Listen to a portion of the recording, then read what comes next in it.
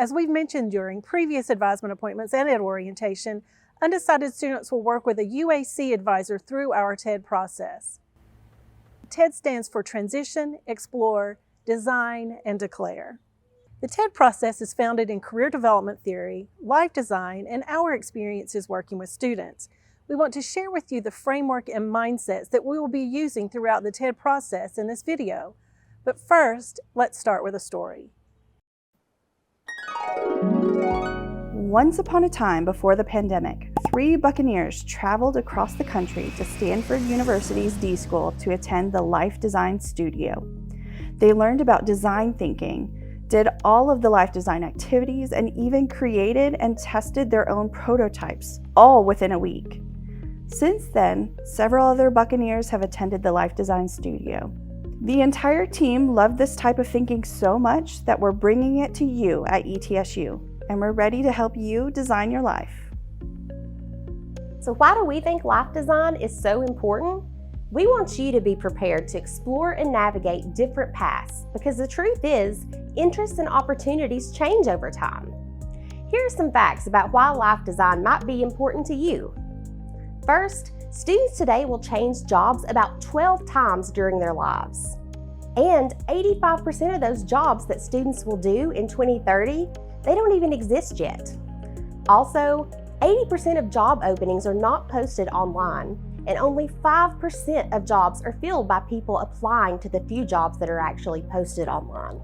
Now, don't get discouraged. Design thinking is how we shift from what I want to be when I grow up to what I want to grow into next. It dissolves several dysfunctional beliefs about careers, work, and life. Here are a few that you've probably already heard. The first dysfunctional belief is find your passion. The reality is less than 20% of people can identify a singular passion, and that's okay. It's completely normal to have multiple interests and to want to pursue multiple things. Design thinking helps us figure out how to develop passions and not simply stumble upon them. The second is you should know where you're going by now. We like to think that you can design your way forward instead of having to have a concrete plan for the future, because after all, things change. The third dysfunctional belief is, are you living your best life? Are you being the best possible version of yourself? We know that you've heard YOLO and FOMO, but how on earth do you actually know the answer to these questions?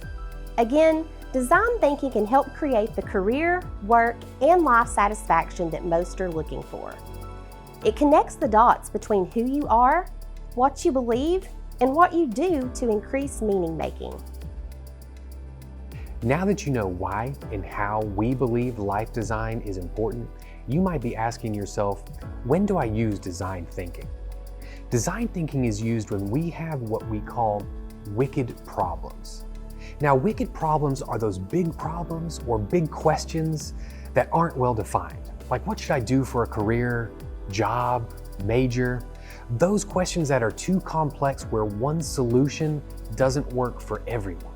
Again, we want you to build your way forward. Life design is a framework and set of mindsets that can allow you to do just that.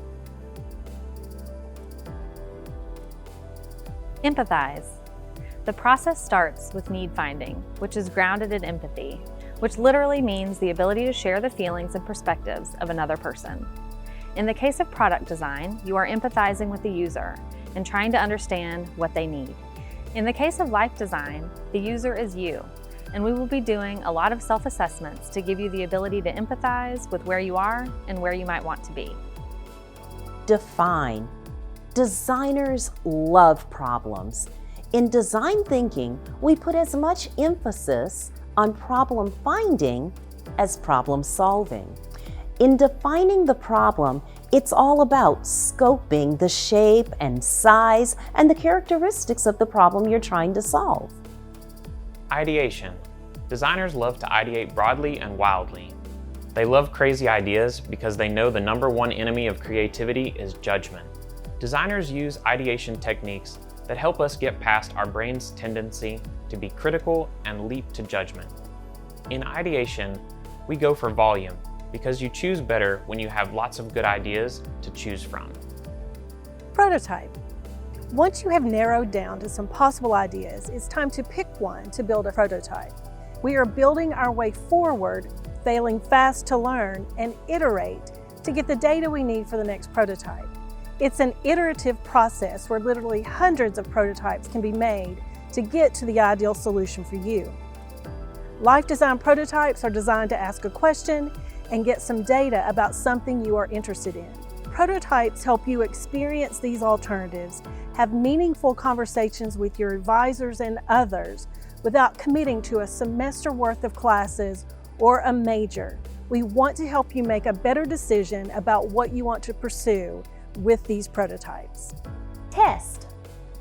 Once you have a prototype, you have to test it to see if it works. In product design, you take the prototype to the user, have them use the product, and give your feedback. Once the user sees a rough version of the idea, they usually say, "No, that's not quite right. If it's going to do this, it should do it like this." Now that they have something to react to, they can envision how they will use it, and we're back to finding and refining our definition of the problem. In life design, the process is similar. You can test management consulting and product management by prototyping. A life design prototype could be an internship. It could be shadowing a product manager for a day, or interviewing 5 or 6 product managers. This process may look linear, but it's an iterative one. We're building, testing, getting feedback, and iterating again. There's one more step we add when we're doing life design, and that is the step of acceptance. As we said at the start, you are here. This is your life. As you ideate solutions, you may have to make some trade-offs or deal with certain constraints, like, do you want to live with a roommate? Do you want to live near your family? Are you training for a marathon? Or are you trying to live with an illness? And these trade-offs and constraints are all about accepting where you are when you're moving through the life design framework. Now that you've heard the steps of the framework, you should also know that designers have a way of thinking that makes them different from others. Here are the 5 mindsets that designers use to think differently. Radical collaboration. Design is a collaborative process, and many of the best ideas are going to come from other people. What's radical is that you want a diverse team with different experiences, perspectives, points of views, and even beliefs. Reframe. Reframing is how designers get unstuck. Reframing enables designers to examine ways to look at problems differently or through a new lens in order to increase the opportunity for innovation. Curiosity. Curiosity makes everything new. It invites exploration, and it's an open approach to learning more.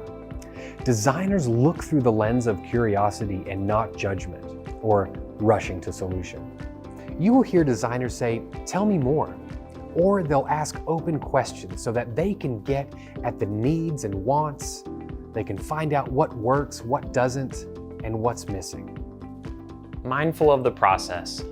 Being aware of where you are in the design thinking process is important because it informs your approach. And it's also important to be aware of your own process. Are you rushing to a solution? Are you blocked? Are you energized by certain activities and drained by others? Being mindful of the process is key to the journey of product and life design. Bias toward action. This is the heart of design thinking.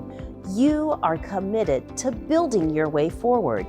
Designers try things. They test out ideas, failing often until they find what works and what solves the problem. Designers embrace change, but they are not attached to one particular outcome.